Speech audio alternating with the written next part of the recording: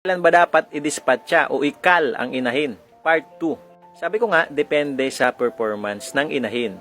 So as long as maganda yung result ng inahin, tulad ng madami siyang mga anak, maganda yung mga biik, malulusog, pare-pareho ang size, walang maliit, walang malaki, maganda magpadede, maganda mag-alaga, hindi bababa sa 10 ang anak, kunti ang mortality. No? Ibig sabihin, maingat siya sa mga biik. Pag nagwalay naman ng biik, mabilis lang siya maglandi. Mabilis lang din siya mabuntis. Hindi yung parihit-rihit. So, ibig sabihin, pag ganyan yung resulta, maganda yung performance. Wala kang rason para ikal agad yung inahin.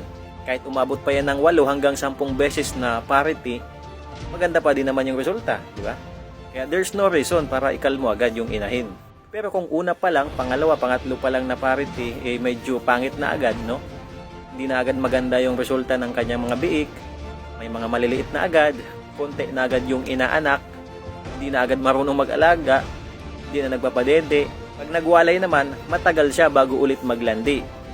Pag binabulugan mo naman, matagal bago siya mabuntis, no? Paulit-ulit, parihit-rihit, nakaapat ka ng pabulog, hindi pa rin buntis.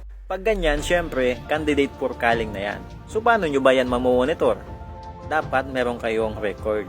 Meron kayong checklist ng inahin na kung saan nakalagay doon ilang beses na siya nanganak, ilan yung kanyang anak, ilan yung nabuhay, ilan yung namatay, kailan ulit naglandi, kailan pinabulugan, nabuntis ba agad, kung nag-rate naman nakalagay din doon.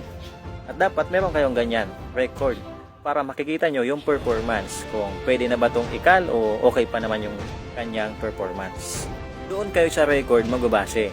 Kasi katulad niyan, kalahating taon nyo nang paulit-ulit na pinapakastahan, hindi pa rin nabubuntis. Naku, pag ganyan, candidate for culling na yan. Dahil malaki na yung kakainin na puhunan yan.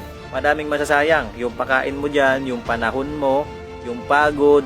Kaya kung ako sa'yo, palitan mo na lang pag ganyan. Tapos, bawi ka na lang doon sa bago. Yan. Kung may natutunan ka, bago ka mag-scroll, i-follow mo muna ako. Okay?